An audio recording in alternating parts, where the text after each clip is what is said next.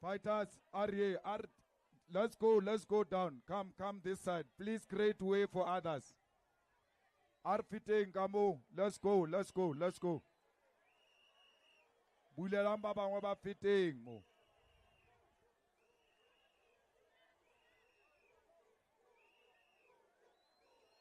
Let's go, fighters. Please open there. Don't stand on the road. Please move there. Move. So that others can move as well. Let's go.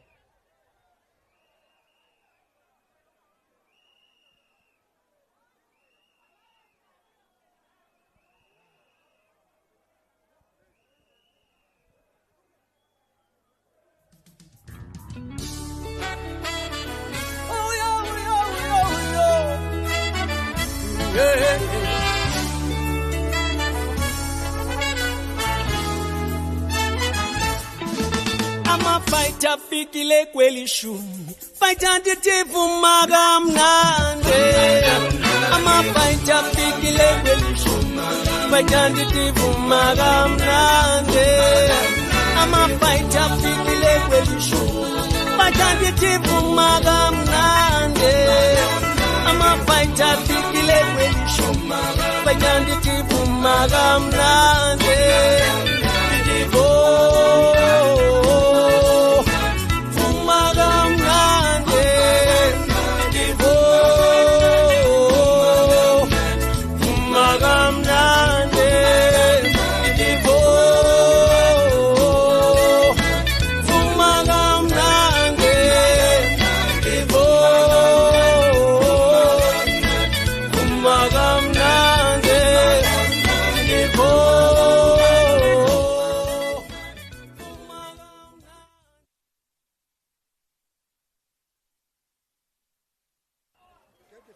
Fighters, please create space. Let the other fighters pass, please.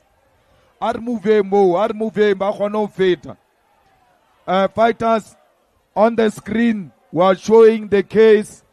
We are going to try and get the volume so that you get to hear what is being said inside.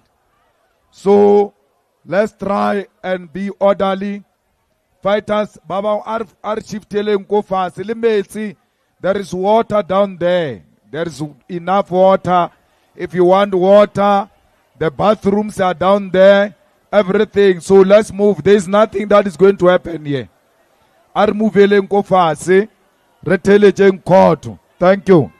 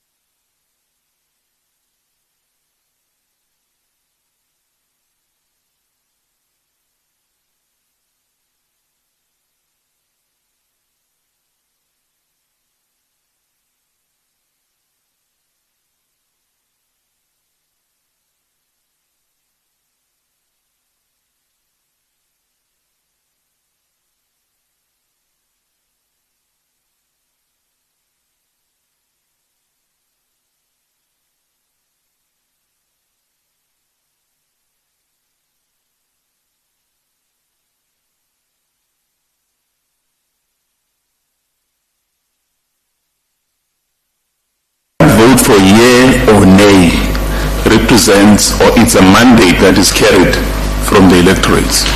So in other words, you invite us as the court to look at the issues de novo and say, we may have voted the way you did. We don't think you voted correctly. We think this is the correct way to vote, or go and vote again. I don't think we can do that. I don't think we're competent to do that. This is the will of the people. The people at that time were the ANC, which had the majority vote. I'm not sure we can do that. And I'm also not sure whether there is any evidence except the pronouncement made by Chairman Mantashe when he says, ask or check what Makosi costs. Yes. But that's not.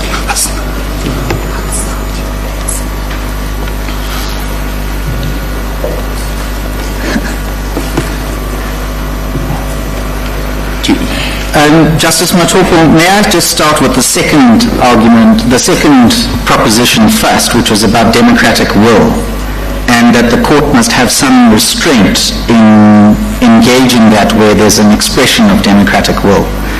You remember that argument was tested in the SCA in the Delo matter, which was one of the first matters where parliamentary proceedings were subject to constitutional control. And one of the arguments that was raised by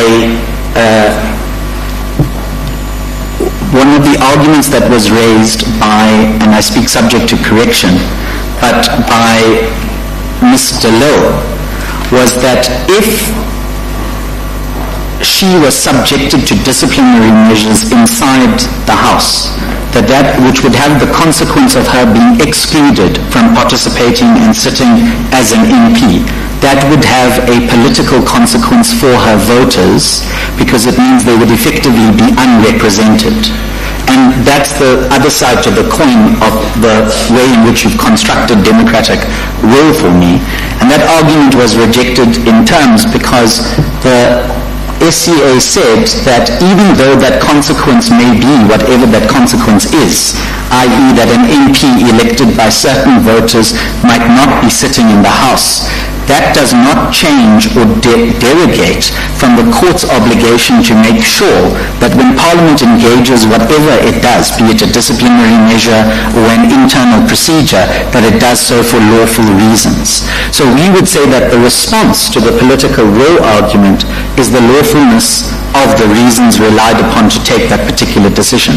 And if unlawfulness can be founded, then that's sufficient for the court to intervene and invalidate. Let's not lose sight of the fact that the vote was underpinned by a report which the majority of the members of the National Assembly thought it was fundamentally flawed. Yes. They exercise a proper discretion, according to them, to say, we are not being dictated.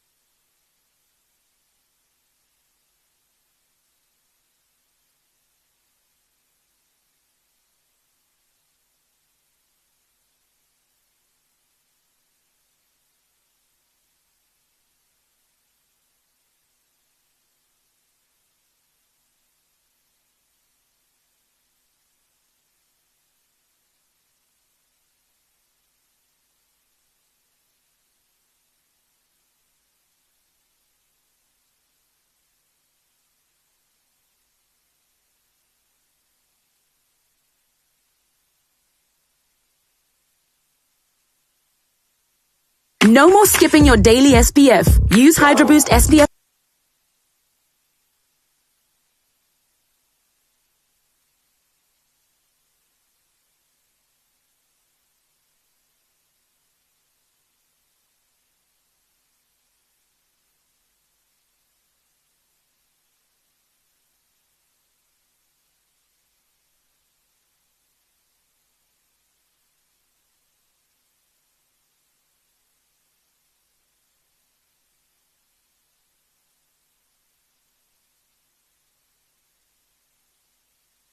$50 for all-day hydration and protection.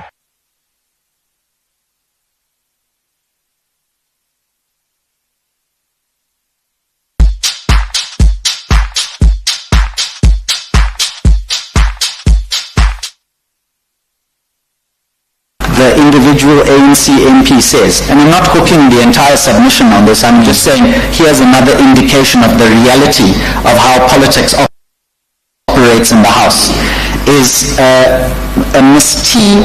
Mohammed Phala. Yes, Mohammed Phala. Correction of her votes, whether it should be yes or no. So that's it. But even if we didn't have that evidence on the record, the debate goes back to that earlier Glenister point that I made, which is that it's not wrong for a litigant to say that the structure adopted in decision-making lends itself towards unlawfulness, and that the basis of the attack which is being launched and which my clients have launched is to remedy that potential unlawfulness which stems from the structure as it exists.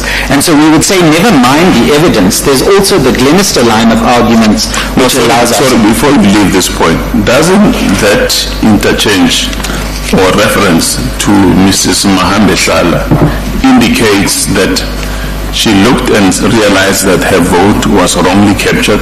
She wanted a correction of that, and that in itself would mean that she exercised her mind. Or we should read into it that she had been influenced. But look at her actual words, because that's important then. Because what the actual words say is, it says, it came to my attention that my vote for party line is captured incorrectly. Vote for party line is no. And then she goes on to say, it came to my attention, interjections, that it was recorded as a yes, I vote no, thank you. So what she herself tells you is that of her mind, it's that she was responding to her party line. And remember, there's a distinction here about the party line. I think, based on UDM at least, if it was a nakedly political party line, so in other words, Minister Lamola said, whatever this report says, as an ANC MP, you vote against it, come hell or high water. That would be a clear violation of UDM. But in this particular context, there's a clash here between the party line, which is constructed on what we say is an incorrect evidential threshold, which is then dictated to party MPs to vote in a particular way. And when her vote is accidentally recorded as going one way, she stands up and she says, I'm sorry, my vote according to the party line should go the other way. And that takes us back to the UDM territory of the clash between political direction and constitutional obligation in terms of the oath of office. And we say that that's the territory we are in. But we all live in South Africa. And we know how... Last time I checked, yes. What's wrong with South Africa? Yes. What's wrong with voting according to party lines? No, but may I suggest this? All political according to party lines. That's perfectly correct. But what UDM foreshadows is the clash between those party lines and constitutional obligation. But if we step away from that UDM clash point, and let me accept for the moment what you say, that party lines are perfectly legitimate, then what that invites is the party line given and relied upon, and whether that line is a lawful reason. And that takes you to the first example I sketched out. It's something else. Yeah, so I think, yes, that's what I would say. All right, let me conclude. Sorry, there was a second response I owed you, I think. The first one was about the will of the people. Judge, I'm in your hands. Let me conclude. Okay. The difficulty that I have, which has been shared which has been shared with you by all my colleagues. It's the hurdle that you have, for a lack of better word, carefully sidestepped, the one relating to the delay. You haven't told us why. You had an opportunity. My sister Tyrone took you through your affidavits, your replying affidavit, when there was an opportunity to do that, and you elected, wisely or unwisely, not to frontally deal with the question of delay on the basis that you seeking a declaratory order. You can bring it any time, you're not hit by the review. I don't think you're right. And I don't think that argument is sustainable. And if I'm correct, will it be appropriate for this court to dismiss the application purely on that basis alone? No. But why should we deal with other issues? You've got a delay of about 14 months which is unexplained. Well, may I give two references? Both are judgments of this court. The first one is Khumalo, which Justice Matopo will be familiar with. And at paragraph 52, in response to this particular argument, this is the response to be made. It says, the majority in Puerta held that delay cannot be evaluated in a vacuum, but must be assessed with reference to its potential prejudice to the affected parties, and having regard to possible consequences of setting aside the impugned decision. And then, that's paragraph 52 of Khumalo. And then in Tassima, at paragraph 163, where that court in Tassima referenced Khumalo, at paragraph 163, the court said, this court emphasized that an important consideration in assessing whether a delay should be overlooked is the nature of the decision. This was said to require analyzing the impugned decision within the legal challenge made against it and considering the merits of that decision.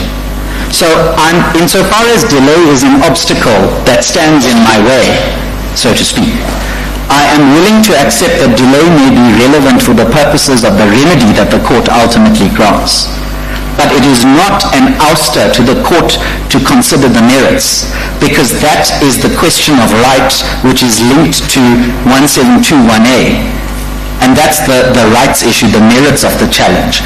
Ultimately, you might conclude that the merits of the challenge are good, but because of the delay under 1721B, you're not giving me any effective relief. That would be competent for you to do, but delay on its own with respect is not an ouster to the court's ability to adjudicate the merits of the matter. And the court doesn't have, with respect, a discretion to elevate a factor that should be considered in the second leg of a discretionary order test, which is, do you get the relief you're asking for, and elevate that and import it into the first leg of the test so as to not engage the first leg of the test at all, because that, with respect, would be a misapplication of the test from Cordian Trading and the cases that followed, Minister of Finance versus Oak Bay and others, which this court has approved of.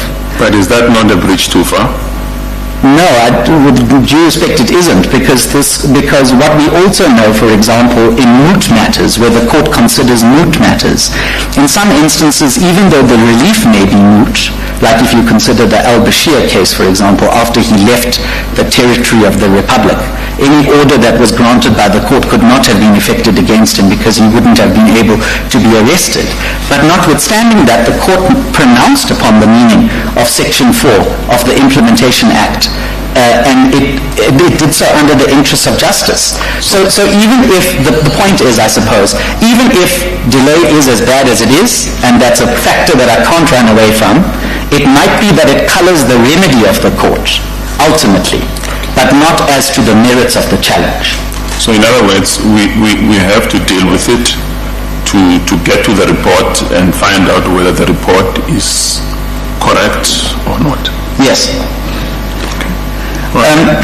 Whilst I'm dealing with that, Justice Matopo, I think in our earlier debate there were, and also I think perhaps with Justice Colopin, there was reference made to the tutor judgment. It's me. It is Justice Matopo. Justice Matopo. Pardon? You want to debate it? I just want to give two references. I don't know that I necessarily want to debate it with you.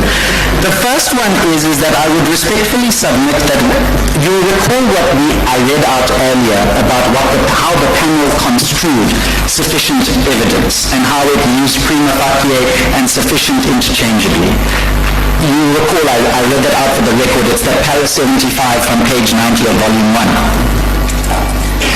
And what we would submit is that conflation of the terminology, if we accept it's a conflation of the terminology, is not a conflation of the substance and the threshold that the panel satisfied itself with. Because what Justice Unterhalter says at paragraph 51 of Tutor is he illustrates where that kind of conflation would be an issue in respect of the ultimate outcome. He says the following, and I apologize, I'm reading from my phone. It says, perhaps in contemplation of this difficulty, applicants' counsel in oral submissions before us extended the remit of the applicant's appeal. Counsel submitted that the trial court had, in addition, failed to formulate the correct test for putative private defense and then applied the wrong test to the evidence. That, of course, is an error of law. It carries the risk of unsound conviction and unfair trial and does engage our jurisdiction. And what we would say is that's not the territory that the panel is in.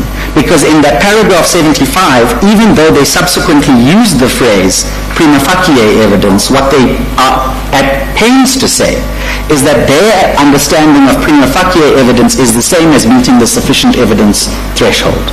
That's the first reference, if I may.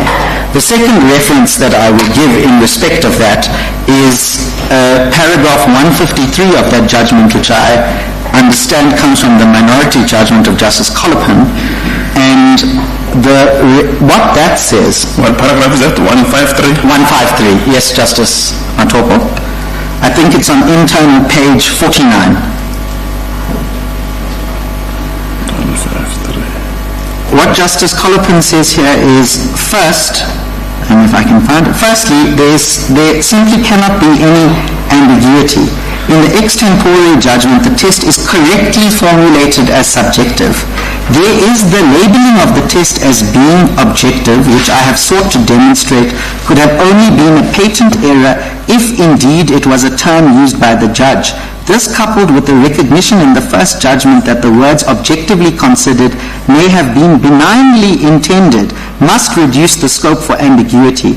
Again, the phrase objectively considered cannot be viewed in isolation. And we would say that's the correct approach with respect to take here. But you know that my brother Kolopen was in the minority. Oh, I'm not disagreeing. All I'm saying is that that's the exact facts that we find ourselves in here, because remember the majority judgment and para 53, or 51, which I just relied on, I say with the greatest of respect supports my contention and doesn't detract from it. So the way in which I read this judgment with respect is that it's supportive, both the majority and the minority is supportive of what the panel did.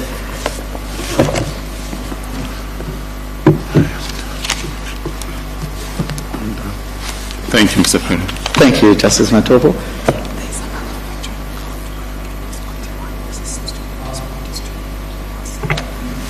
Mr. Premier, just with regard to the principle of the separation of powers. Yes, Justice Eagleman. How far should this court go in telling Parliament how to do its work?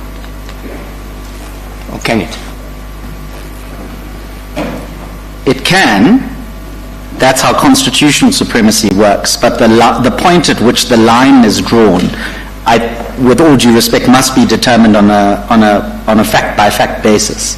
If it's something that is patently unlawful, it would be a bit odd under our system of constitutional supremacy that a patently unlawful decision, however you define the unlawfulness in the hypothetical example I'm giving, could stand purely on the basis of separation. That becomes justiciable because of the unlawful consequence. In this particular case, the debate is a little bit narrower than that, because what we're saying is that it may be open to argument. It might not be patently unlawful. But what we're dealing with here is we're dealing with a situation where the ostensible reason given by the majority might, if the court drills down on it to interrogate the sufficiency of that reason and the consequences which flow from that decision, results in an unlawful outcome which the court must remedy.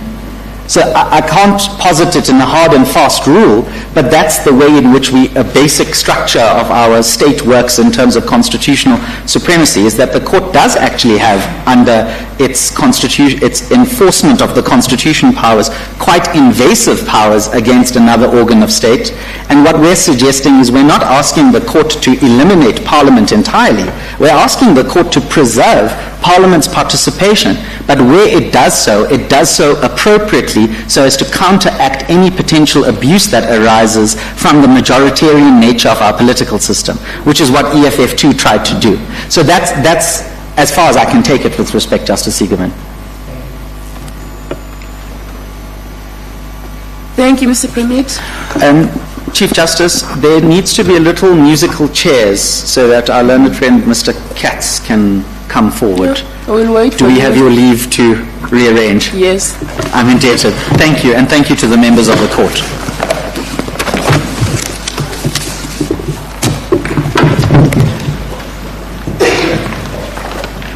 Sorry, Anton.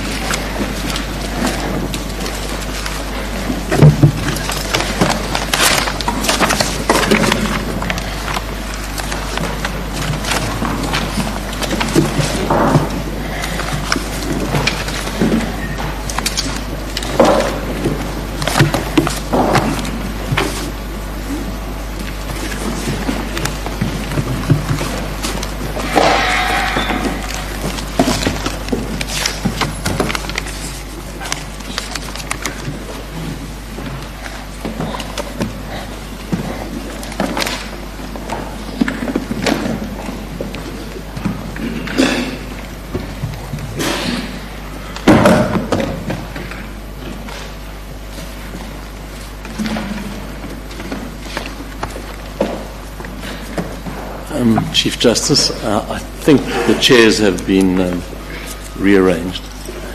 I hope I'm not on the Titanic, in the sense that I intend in my half an hour to try to assist the court in understanding the African transformation movement's understanding of the debate that has just happened in the last 2.5 hours, and to explain why the ATM suggests the relief that I'm going to suggest at the end of my presentation. And now